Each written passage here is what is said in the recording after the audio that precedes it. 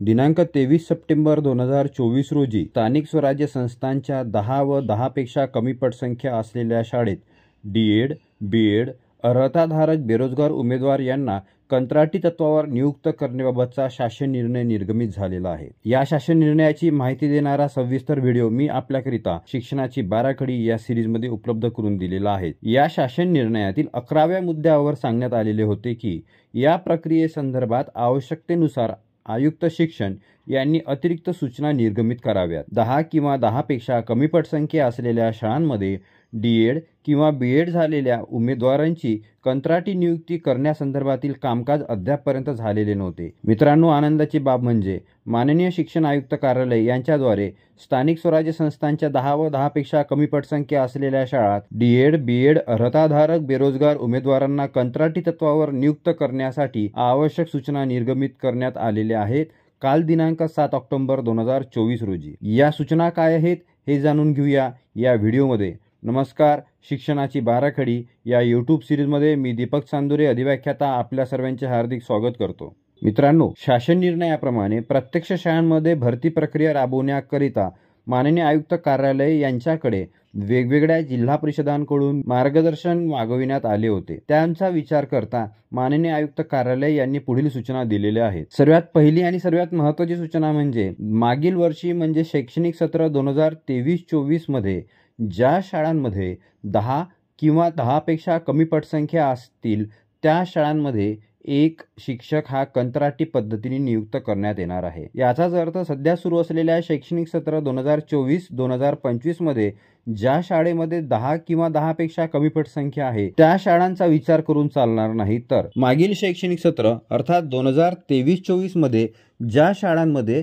10 किंवा 10 पेक्षा कमी पटसंख्या होती त्या शाळांमध्ये एक कंत्राटी शिक्षक नियुक्त केल्या जाणार आहे। जर अशा शाळांवर सध्या 2 शिक्षक कार्यरत असतील तर त्यापैकी एका शिक्षकांचे पहिल्यांदा समायोजन केले जाणार। समायोजन झाल्यानंतर जे प्रत्यक्ष रिक्त पद तयार होईल त्या शाळेमध्ये दुसरा कंत्राटी शिक्षक नियुक्त केला जाणार आहे। नियुक्ती संदर्भातील पात्रता, अटी व कार्यपद्धती याबद्दल आपण यापूर्वीच्या व्हिडिओमध्ये जाणून घेतलेले आहे। माननीय आयुक्त कार्यालयाद्वारे प्राप्त सूचना अशी आहे की उमेदवार संबंधित शाळेच्या ग्रामपंचायत हद्दीतील स्थानिक रहिवासी असावा। अर्थात एखाद्या गावातील जिल्हा परिषद शाळेमध्ये जर 10 किंवा 10 पेक्षा कमी पटसंख्या मागील शैक्षणिक सत्रात असेल तर त्या गावाची जी ग्रामपंचायत असेल त्या ग्रामपंचायतीच्या हद्दीमध्ये स्थानिक असणारा डी.एड किंवा बी.एड झालेला उमेदवार असेल त्याला आपल्याला नियुक्ती द्यायची आहे। आता हे ऐकल्यानंतर आपल्या मनात अनेक वेगवेगळे प्रश्न निर्माण झालेले असतील। त्या ग्रामपंचायतीच्या हद्दीत उमेदवार उपलब्ध झाला नाही तर काय करायचे,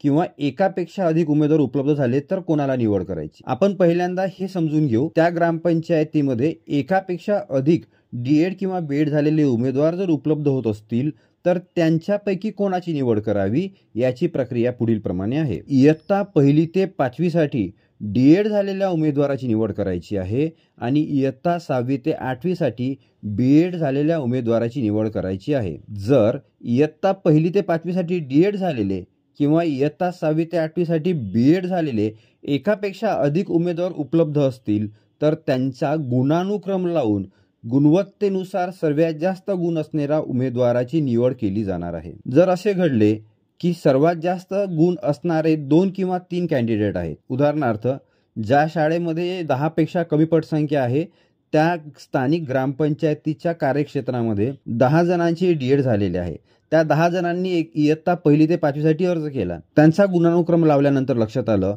की पहिल्या क्रमांकावर 3 उमेदवार आहे, कारण तिघही जणांना 80% गुण आहेत। समान गुण असल्यास अधिक शैक्षणिक किंवा व्यावसायिक अर्हता असलेल्या उमेदवाराला प्राधान्य देण्यात येणार आहे।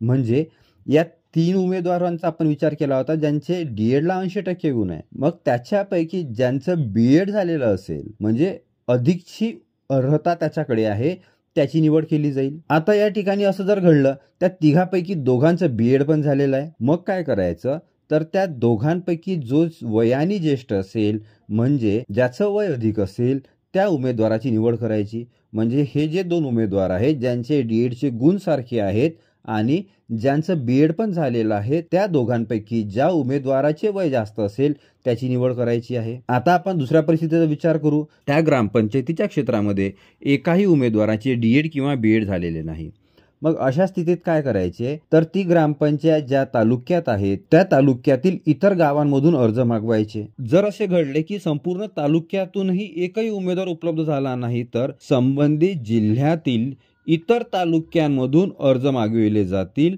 आणि त्यातून एका उमेदवाराची निवड केली जाईल. पुन्हा मुद्दा क्रमांक 4 आणि 5 प्रमाणे कार्यवाही करायची आहे.